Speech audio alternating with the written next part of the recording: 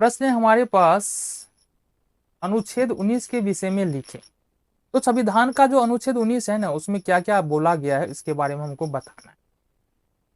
सबसे पहले भाषण और अभिव्यक्ति की स्वतंत्रता की आजादी। ये भाषण की स्वतंत्रता का मतलब है कुछ भी एक नियम के दायरे में रह करके जो हमको लग रहा है सही है तो सही है। जैसे कोई काम हो रहा है तो हम बोल सकते हैं कि ये काम सही है या गलत है, ये हमको अधिकार मिला है। साथ ही साथ अभिव्यक्ति की आजादी मिली हुई है, हमको आजादी मिली हुई है। हम वहां तक आजाद है जहां जहां तक दूसरे की आजादी प्रभावित नहीं होती।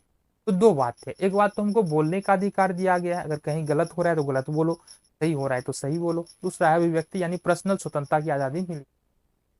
शांतिपूर्वक बिना हथियार के किसी जगह पर इकट्ठा हो सकते हैं, विरोध प्रदर्शन कर सकते हैं, यह अधिकार है।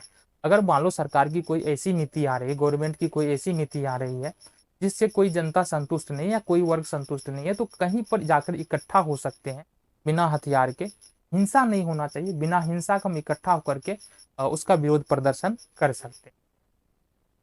संघ या यूनियन बनाने का अधिकार होता है। संघ या यूनियन मतलब क्या है, 10 या 10 20 30 50 100 लोग मिल करके हम एक संस्था का निर्माण कर सकते हैं। वह संस्था हो सकता है कि विकास के लिए काम करे, हाँ अच्छे लोगों के लिए काम करे। ऐसा नहीं कि 10 20 50 आदमी मिल करके एक हिंसात्मक संस्था बना ले जिसका काम है हिंसा करना, तो ये फिर तो गैर कानूनी हो जाएगा।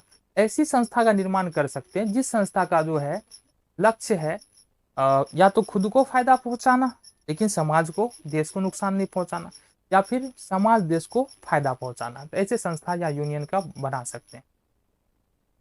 कहीं भी अगला जो रूल है ना, अनुच्छेद 19 में, भारत के अंदर कहीं भी जाकर के घूम सकते हैं, कहीं भी जाकर के बस सकते हैं, कहीं भी जाकर के काम कर सकते हैं।